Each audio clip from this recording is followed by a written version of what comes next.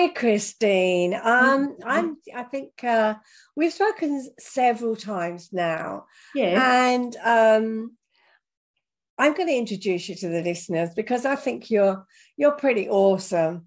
And this is Kristeen Pollock of KPing Fit, and we talked several times. We talked about relationships. We talked about emotional issues, and she is amazing. She's mostly on Instagram, and she's very, very busy giving out advice, whether it's about physical fitness or she has a real passion about talking about menopause and perimenopause. And it's a big, big subject. And it's very, very current at the moment because whereas it was such one of those deep secrets that no one ever talked about, now everyone's talking about it and women feel more able to. So I think, yeah, let's start talking about it, Christine. yeah, definitely. You're so right. It's just such a thing that nobody spoke about for ages. Like you bet with a group of your girlfriends and you might be suffering from some of these symptoms, but nobody's even like talking about it. It's crazy. Yeah. I mean, I went through the menopause. It was enforced because I'd been having chemotherapy and that stopped it dead. Yes. So it was part of the cancer treatment and my periods just stopped. And I was said one of the benefits actually of having chemo was it stopped my periods and I didn't have to go through all that, when's the next one, or the heavy bleeding or the absence of it for a while. I just didn't. It just went bang, just one day, no more, ever. That's crazy though as well to hear you think about that. You talk like my period's gone, I'm happy with that, whereas that's the way we're kind of taught about it, like at school, your periods are going to come, it's a bit of a pain in the neck, you'll be but see, really, when you start to learn about your hormones, you can actually harness the power of your period. Certain times of the month and different phases of your period, your brain thinks differently. So if you're like a business owner, say the second half of your period, that's a time where you feel a wee bit more introvert. You can do deep work then at the first half of your period. So days like the first day you bleed to day 14, you feel really sociable. So I mean, that's a good time to channel stuff like that. But we weren't taught this. So like it's such a good power to have, like understanding your hormones and taking care of your ovulation and learning how you'll feel at different times of the month and then actually using it to your advantage. And that is the problem because I mean, all the time I had periods, they were painful, they were uncomfortable, full 7 days, they were just really, it wasn't anything I ever looked forward to or felt happy about. And I didn't understand it. You're right. It wasn't, even periods weren't talked about. It was just something that happened and then that was it. So, yeah. But even going to the doctors and you go with a painful period or I'm like debilitated lying in the couch, my blood flow is really heavy, you're just kind of sent on your way with a packet of painkillers. Do you know what I mean? And women, it just goes back to what we spoke about before. Women will just suffer and get on with it. Now, if you're telling me a man would go to the doctor and say his hair's thinning, he's got no sex drive, he can't move off the couch for 5 days, would he get sent away with a packet of painkillers? No. So, do you know what I mean? All these women were just expected to get on with it, and it's not normal. It's not normal to have these period symptoms. You're meant to get a wee grumble and then you have your period that comes 28 days, 29 days, boom. You're not meant to have really bad cramps, sore boobs. Those are all signs of a hormone imbalance. So you need to investigate that, look into that. Why is that happening? Change things, but we're not taught.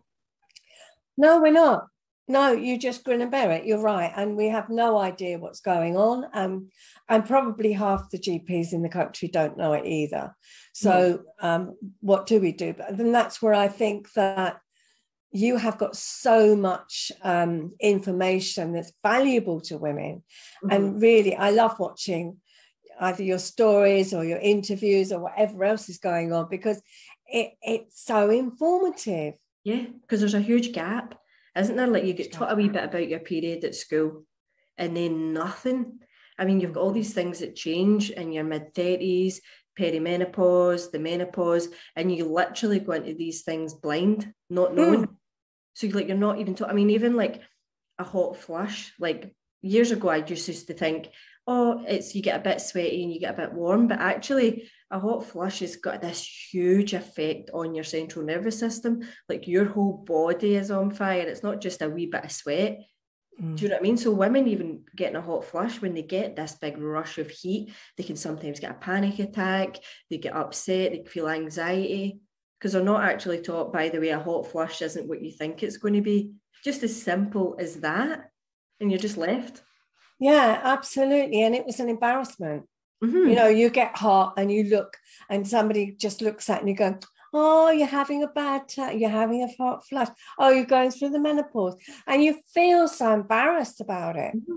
You do. You feel a certain type of way about it, don't you? And again, we're not talking about it. But I mean, other things that I got lots of women who are confused about what's happening with them, because things like insomnia, that's happens to you in the perimenopause. That's to do with your estrogen dropping and your progesterone dropping faster than what your estrogen drops. So these things will make UTIs, like, so you've got urine infections, don't know what's going on with that, migraines, vaginal dryness. Like, these are all symptoms of perimenopause that we're not taught about.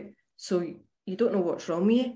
And you're already going through a big emotional shift, aren't you, when you're starting to, you know, basically women in aging can be quite a touchy subject. So already you're trying to reset, never mind with all these added symptoms that you don't really know what's going on with your body. You just feel totally lost and totally out of control. Yeah. Yeah. And so most of the symptoms that you're talking about, they come under the perimenopausal. Yeah. Perimenopause is where you'll get most of the symptoms, to be honest. Menopause, you're kind of out the other side of it. So, and that's the bit of, again, I don't think it's talked about enough. No. I mean, when you're 35 years old, that's when you'll start to have some hormonal changes and you're going towards the perimenopause at 35. Now, I've got women that like 60 something and don't think they're still to go through the perimenopause, and like you're like, no, 35, like that's the age we start to go into perimenopause. So do you know what I mean? And that's because your estrogen drops, but your progesterone drops at a quicker rate. And if you imagine these two, estrogen is like your kind of hyperactive friend, and progesterone is a hormone that's soothing, will stop you feeling anxious, you'll get a good quality of sleep, you're more chilled. So if you imagine that that's dropping and estrogen's not, you're going to feel a wee bit on edge, you're going to feel maybe a wee bit moodier, you're going to feel a wee bit short-tempered, but it's actual hormonal changes that are happening within your body. But if you knew that and you were able to recognise that, you're already a step ahead, you know? Yeah. And I think that is the problem, because if you don't know what's going on in your body, then, you know, how do you cope with it? You just get frightened or upset or frustrated. And yeah, I think knowledge is power. 100%. You don't feel good mentally if all that's going on with you and you don't really know why. It doesn't put you in a good headspace, you know. And the perimenopause is actually a really good window of opportunity for you to feel really great in the menopause, but we don't take advantage of it because we don't know, we don't understand it. So if you take really good care of yourself 35 into your 40s, then you'll reap the benefits of that when you no longer ovulate at all, you know? Right. Okay. So when women get all these symptoms, what can they do? Can they do things for themselves? Yeah, I mean, my clients, I've trained as a PT for about 20 years. My clients that do the best when they're hitting the perimenopause and the menopause are the ones that do train. They do take care of themselves. They're eating well. They make sure they're getting the sunlight. They're doing their walks. They prioritise their sleep.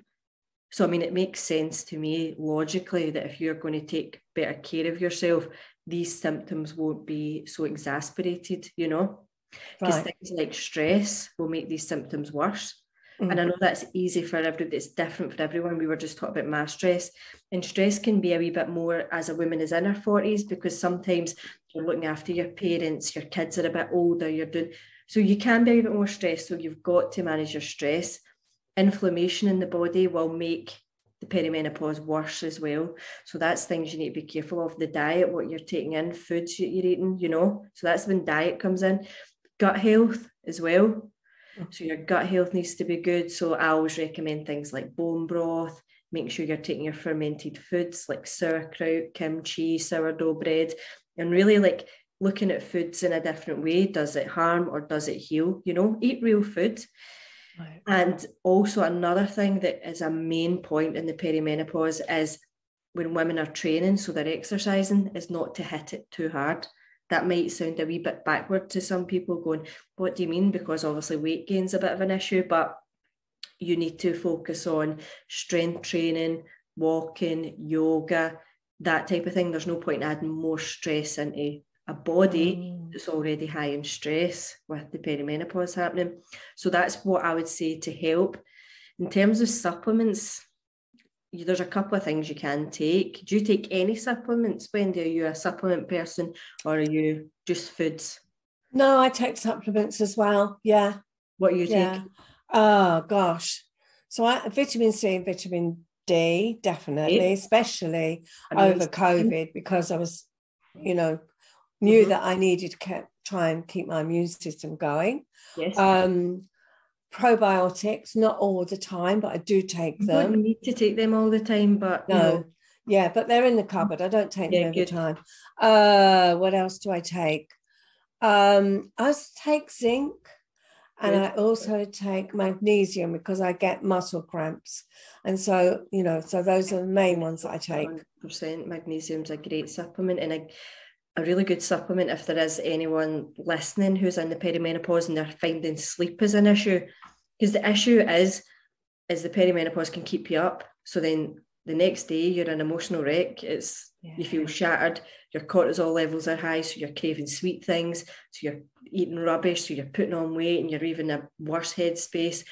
So what I find with my females that are in the perimenopause is there's a good supplement that's got magnesium, because that helps your nervous system, that helps calm things down, and taurine, which is an amino acid that helps you relax and get a good sleep. So you can actually buy that combination together, magnesium and taurine, take it at night before your bed, get a good sleep. And then that's half the battle. If you can try and get a good sleep, you're in just a better headspace. Do you know what I mean? When you wake up.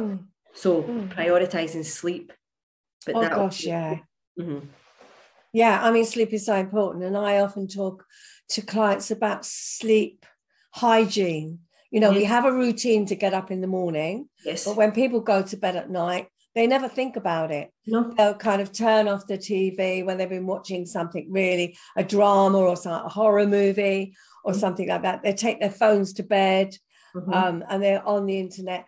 They don't allow their brain to calm down and relax and get sleep ready, let alone the hormones. I mean, cortisol is up here somewhere, isn't it? You know, and you've got it. It's supposed to kind of ease off by the end of the day so that you're sleep ready. But if you kind of like that, you're jangled. It's like being plugged in 24/7, isn't it? I know, and that's the thing in the perimenopause. Our melatonin production isn't as good, and melatonin's the hormone that helps us sleep. And when you're looking at the blue light off your phone, off the computer, off the telly, that's also blocking melatonin. So it's like you don't need anything else that's causing an issue. So, I mean, I always say the blue light blocking glasses off Amazon, they're like £5. Put them on about 7 o'clock at night. So it's a few hours before you go to bed. Don't too late towards your bed as well, because that's going to keep you up. And the magnesium's really good as well, and the taurine to help you just relax that central nervous system. But again, it's making the effort, and it's, you know, not just going to bed straight away after watching the telly or watching that next episode. So when you're watching Netflix and you're going to go to bed, but the next episode comes, and you're like, oh, I need to stay up now. Do you know what I mean? So it's just making that effort to go to your bed. Yeah, well, it's just no good because you take it into sleep with you. And I think the other thing that people do, they worry about things. So I say, if you've got things on your mind when you're going to bed, then write it down. Clear your mind of it, because if you're worried, oh, have I done that? Oh, I need to think about that for the morning. Then your brain is, you're not going to switch your brain off. Your brain is going to be in there. And so it is just clear your mind in some way. Write a note so that you remember to do that thing in the morning. And also, I think about thinking about good things before you go to sleep as well. I think there is an app you could use. It's called Free Good Things. You can write down 3 things that have been good about the day.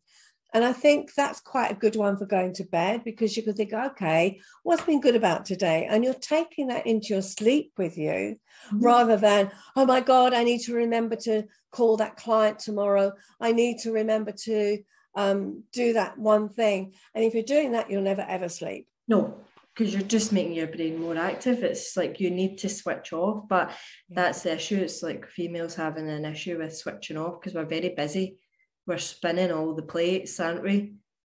Yeah. So that's the perimenopause. Menopause is a time where it's basically like a software update. You need to do self-care, self-love. You really need to take care of yourself in that time. And that really is your stress hormones. Because when we get into the menopause, if you've not looked after yourself, perimenopause, there's lots of like autoimmune things, like 75% autoimmune diseases are female. That's us like not taking care of ourselves when all our hormones are shifting. We're more prone to heart things. So heart disease as we get older and we're losing our hormones, osteoporosis, our brain atrophy. So dementia is quite high risk for women. So it's worthwhile putting in the effort to look after yourself and not just saying, yeah, I'll do it, I will do it. Like actually, you know, taking the supplements, eating the good food, prioritizing yourself, your sleep, exercise, enjoyment as well. Do you know what I mean? And it really is such an important time to do that. I couldn't stress that enough. No. But getting the foundations right and then adding the supplements in is what I would say.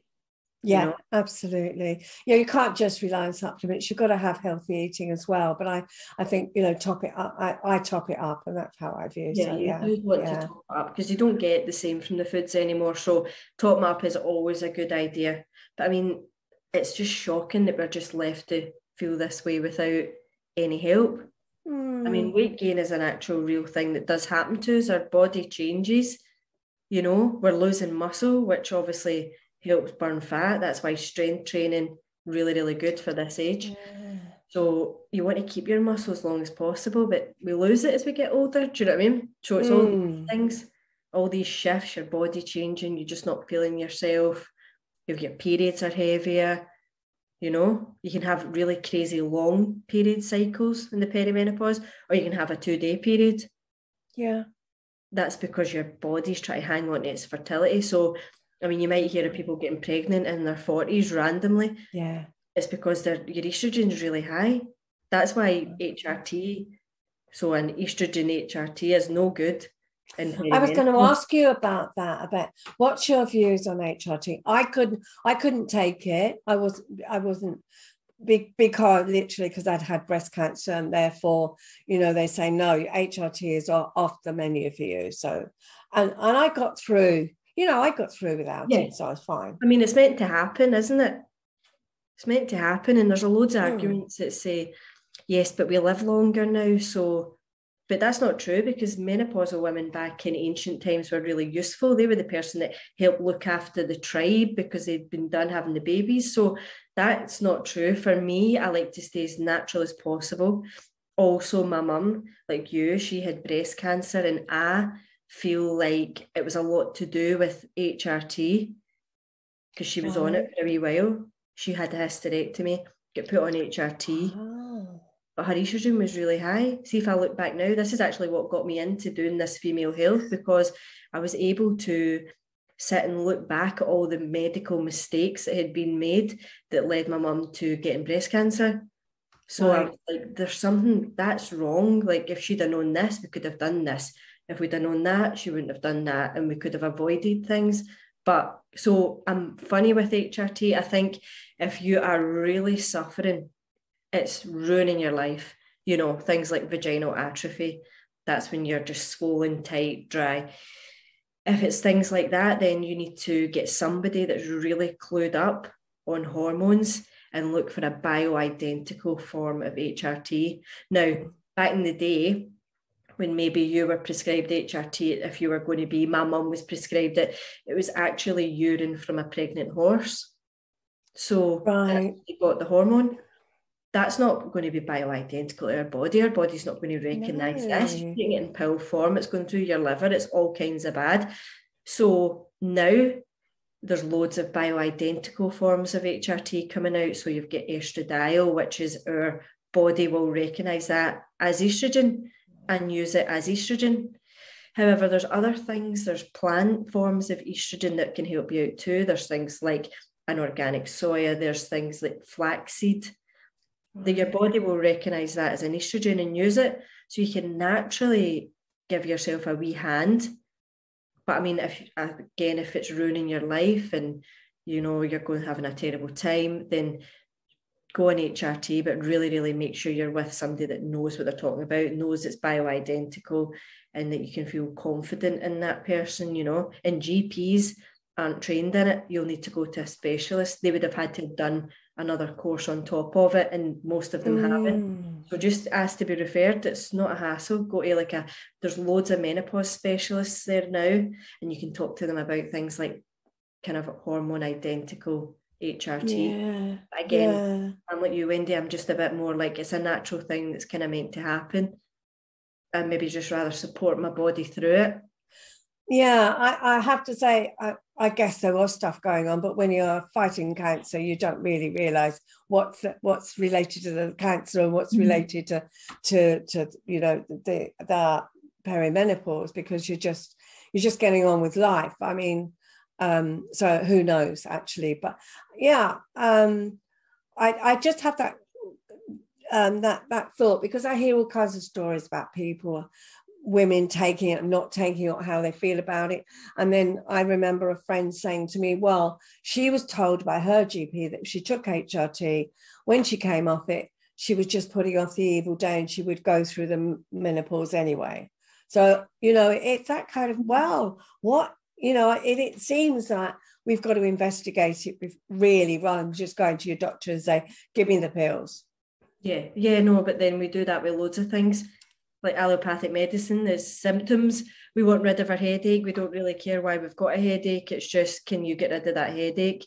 So that's just the Western medicine, isn't it? I think that HRT definitely has its risks. It's got to have its risks. You've got to pay some sort of debt for that. It won't stop the menopause, as in, like, say you said that your friend would stop HRT and then she would go through the menopause anyway. How it can help women is that sometimes people just fall off a cliff with the menopause. Do you know what I mean? HRT, you can taper it down so that the menopause doesn't hit you like a ton of bricks. So that can be a benefit from taking HRT, is that you can then sort of slow yourself into it. Right. Again, there's lots of studies saying that if your estrogen drops, that's when you're more at risk of all these health problems, like the osteoporosis, the senile dementia, the heart conditions. So people are saying that's a pro of taking HRTs, that then you're not susceptible to all these things. So there's very much, it's a 50-50. I think really you need to take care of yourself. You need to take responsibility for your health, and you need to do the things that are going to make your life better and thrive a wee bit more. Get the knowledge, get the understanding, and then you can make a really good informed decision. But other than that, if you've not taken care of yourself, if you've abused your body, if you smoke, if you've not exercised, if you're eating all the rubbish, there's no way that you're going to feel all right. I mean, I get clients and they're flabbergasted. I mean, I'm talking to clients who've had a bottle of wine a night and they're flabbergasted that they just feel so rubbish. And I'm like, I'd be flabbergasted if you felt good. Do you know what I mean? Absolutely. So it's that, it's like, if you're going to take care of your body, it's like anything you're going to take care of, it's going to last a bit better, isn't it? Oh gosh, yeah, absolutely. And I don't know if I've said this to you before. I mean, it's something I preach constantly. I say, okay, have you got a car? And the client goes, yeah. Okay, so you fill it with fuel, you fill it with oil, you make sure the tires are pumped up, you get an MOT regularly, you get it serviced. Yeah, because your life depends on your car. Right. So this is the vehicle, your body is the vehicle that you're going to travel the rest of your life with. And you can't part exchange it for a new model like you can a car. No. So why the hell don't you take care of yourself? The vehicle that you've got, that's all you've got. Yes. And this is what I say as well. But this is also the issue with women. We're sort of left in the dark because, see, when we were teenagers, we should have been taught how important ovulation is. We should have been, I mean, now it's been signed off as the 5th vital sign for teenage girls. That's how important a period is. So, because it's a monthly report card of what's going on in your body. I mean, if you miss a period, it means something. Different colours of blood means something. If you've got period cramp, it means something that you can change and then take control of. But we're not taught that when we're a teenager. So we just kind of go through it. And then, I mean, I didn't realise I lost my period for maybe 3 years because I was over-exercising and not eating enough. Nobody told me that your brain will switch your ovaries off. I mean, if somebody had told me that, I would have maybe adjusted my training a bit. But we're not taught. No. You know? And every time you ovulate, you are putting into the bank of good health for when you're older. Do you want to ovulate? You know? It's crazy. But then when you think about it, the contraceptive pill and the effect that can have if, you know, the pill that stops your periods completely and stops you ovulating, all of that. And we have to think about that as well. Surely that's another part of the puzzle. And now my concern is that you can get the pill over the counter. Yes. But there's no health checks. No. And whether it's the right pill for you or whether it interacts with anything else you're on, or absolutely, it's crazy. Like the pill will just shut down your own hormone production, so it's pressing stop on that, and that's not solving any issues. And that's the sad thing, is it's actually getting used to treat period symptoms, but it's not fixing anything. Like you have a teenager that goes to the doctor with bad skin, they'll get put on the pill at 14 years old. And that will stop the acne, but it's not fixed the problem. When she comes off the pill, when she hits perimenopause, it's waiting in the sidelines, you know? And it's shocking that it's used as a treatment, because it shouldn't be used as that. It's not a period fixer. It's not a hormone fixer. It just stops. And a lot of women say, but I still have a period on it. But you don't. You have a medical withdrawal bleed. That's what it's called.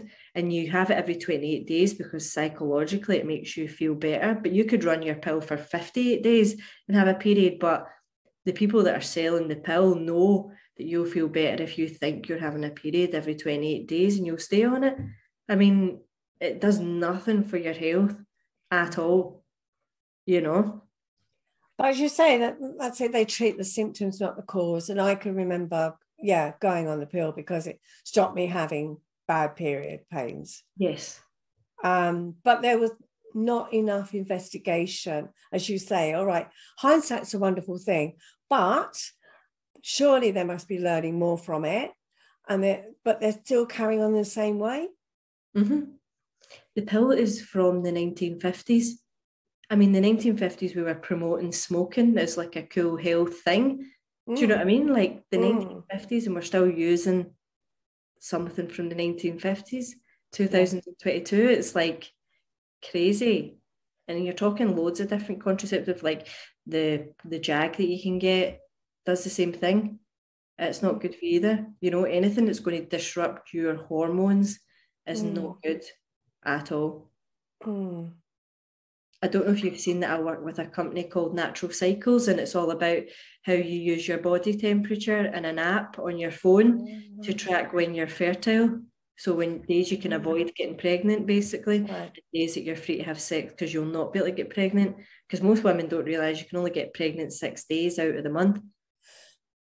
Theoretically, except it doesn't always work, I have to say. I mean, you've got a better chance, because that was the original kind of contraceptive. That's all there was before the 50s. And withdrawal method and all other kinds of things. I mean, the one thing that the pill gave was women having more freedom because they could choose when they got pregnant. Yeah, it brought in that kind of industrial revolution for women. They could work, they could have a career. They weren't, pregnant at 19 and they're now at home and they've missed out on all this. Like, and I do understand that, but to use it as a fixing a period thing, it's not good. And there's loads of things now. I mean, natural cycles they're like 98% effective. So is the pill. So it's just up to you what you're wanting to risk. But with the pill, you're going to pay a massive health debt. Yeah. When you're older or when you're younger, Yeah, and I think it's just that people want that quick fix, the instant fix, but they're not thinking about the longer term problems that they're storing up for themselves. Not being told the longer, which is shocking. I mean, I tell people about this and they're shocked. I think if you were told all this and told about the medical withdrawal bleed, and then you can make the decision now, most people would then say no thanks. But it's the fact that they don't know all these things and they've been on it for like 15 years. That's crazy. Yeah, but then I think there are some that they just want that instant fix, and they're not thinking there is going to be something in the future that could cause a problem. Well, I'm okay now. Otherwise, why would people carry on smoking? Yes. If you know that in the future is storing up problems for you or could do, then surely those people wouldn't smoke. Exactly. But that's it. I'm getting that gratification now.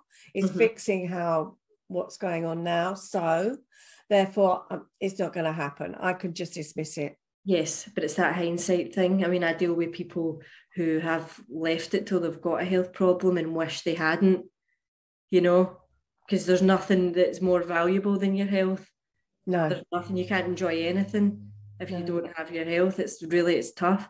So I get people who, and it's sad when they're sitting in front of you and they say, I wish I had, so you're just trying to basically stop people from having to sit down and have that conversation going, I wish that I had looked after my health. I wish that I knew. Do you know what I mean? So it's just trying to put as much information out there so that people don't have that. Yeah, absolutely. Isn't it? Well, we could go on forever. We were going to talk about the menopause, but we've talked about everything women related almost, apart from pregnancy. But yeah, we've covered a lot. Kristeen, I can't thank you enough. I really, I do follow you on Instagram, and I just think you have some amazing information out there. And I know that you really have studied it. So it's not as if you've put some real research into what you put out there. And I think that's important. But how can people get in touch with you, Kristeen? If they want to learn more or actually work with you, what's an easy way? An easy way is definitely the Instagram, because I'm most active on there. Okay, and it is? At KPing Fit. So it's KPing Fit. You just got that tonight, didn't you, Wendy? That was no, I got it before, but I just double checking it. Yeah, but it is. KPing Fit. So I'm on there, and there's loads of free information on there. Just scroll down, you'll learn a good ton of stuff, and you can have a listen to some of the podcasts, and even Wendy's been on my podcast. See? Yeah. So you can learn all about that. Yeah. And I've got, any other information about you, I'm going to put in the show notes anyway. But so that people understand a bit more about you as well. But thank you so much for today. It's been absolutely fascinating. Thanks for having me. And such a lot of information you've shared. So thank you.